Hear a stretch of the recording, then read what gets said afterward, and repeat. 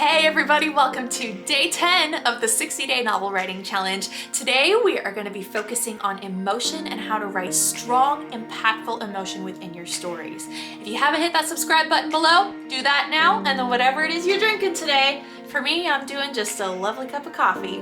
Go ahead and grab a cup, cozy up, and let's get to writing.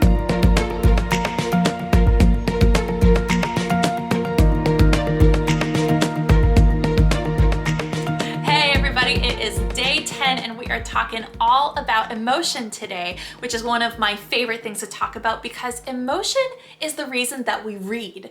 We read because we want to feel. We read mysteries and thrillers because we want to feel that feeling of suspense in our chest as we try to figure out how the character is possibly going to survive. We read romances because we want to feel in our hearts that burning love that the author has been able to put on the paper.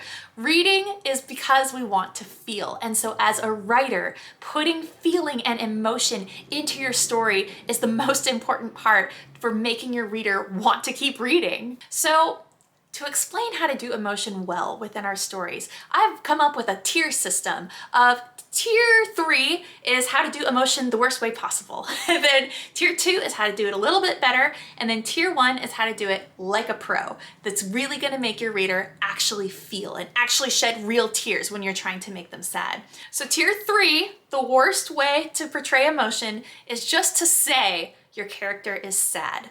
Or I guess really the worst way to do it would be to say they're very sad or they're really sad. That would be like a writing crime. That's the ultimate sin of writing, to put really and very in front of things. But okay, tier 3 is just to say it, just to say what they are.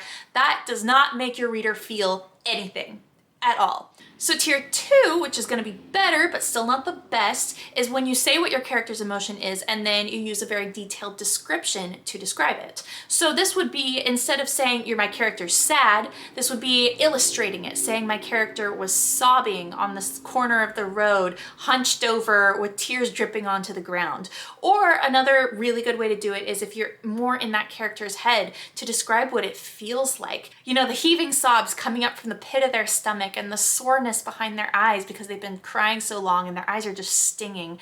So that would be tier 2 of describing it really well. Now tier 1 is actually making the reader feel the emotion. So don't just describe it on the character. To make the reader feel it, you have to put them through the emotional experience that you want them to feel. So how you do that is by connecting your reader to your main character so strongly they feel like they are them. So then when you put that main character through an ordeal, your reader feels like they are going through it too. And not even always in a negative way, it can be in a positive way too. So if, for example, we want to make our reader laugh, the tier 3 worst way to do that would say Sally laughed, or Bobby told a joke to Sally and Sally laughed.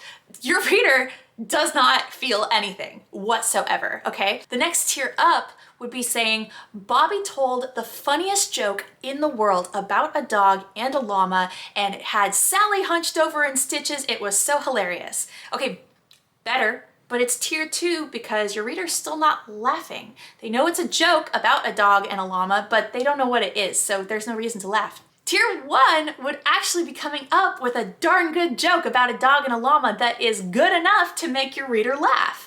So this is the most obvious way that we can use the tiers, like when we're talking about joking, because if you don't tell the joke, if you don't give the reader the real experience of the real joke, they aren't gonna feel it. And then that is the same in every other emotion too. If you want to make your reader feel joy, you can say that your character feels joy, or you can describe them feeling joy really, really well, or you can make your reader connect with that character and then take them on a journey where that character struggles and has a hard time and your reader is rooting for them until they finally achieve the final goal, and then your reader will feel real joy along with that character. You know, it's a real experience to them. It's something that you have given them. So you can't just say what it is. You can't just describe it better. You have to give the reader the experience to give them the full feeling of that emotion. One of my proudest moments as an author has been when my 3rd book came out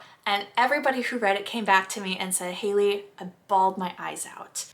I know that sounds morbid, but that was the best feeling ever because I had gone to such lengths to design a character everybody would love. And then when you take that character away, you're actually taking something away from the reader. You are giving them a real experience. They have loved a character and lost that character. So real tears come because they've had a real experience, not because I just said that my characters were sad or I showed them crying. It's because I actually gave my readers the real experience of losing what felt like a friend. And just so everybody knows, you can cause readers to cry without killing a character. It could be a best friend moving away in the 4th grade that causes your reader to cry. It's just, you have to have something worth loving in the story before you take it away, because that is the only way to make the reader really feel it. And it doesn't have to be morbid either. Your readers could even cry for joyful reasons when your characters accomplish something. If you have made them feel real and made the emotions along the whole way as real as you can, so your reader has experienced the joys and the sorrows along with the character, the triumph at the end of the book can be so beautiful to cause tears in a reader. It's just that emotion is so entwined in what makes a story impactful, and so it has to be done well. This is not something that we can skip. So for today's homework, I want you to think of 3 different times throughout your story that you want your reader to experience a strong and impactful emotion. And so it could be anything, it could be joy or anger or love or sadness, whatever it is. I want you to think of 3 different times and then really brainstorm how you are going to deliver that emotion to your reader in a way that makes them feel it. Remember, the key is connecting your reader to your character and then giving your character that emotion.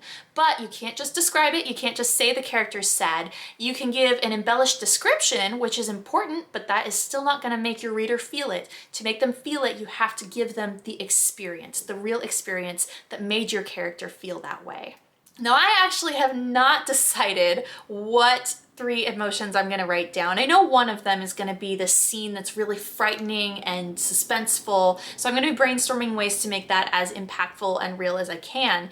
But I'm actually excited to come up with 2 other really strong emotions and try to figure out how I'm gonna fit them into my story and how to deliver them the best way possible. Because while I'm doing that, that's gonna help me come up with my 10 ideas today that go into the notes and ideas document. And it's day 10, so you should have 100 ideas at the end of today, which is amazing. You guys are totally amazing.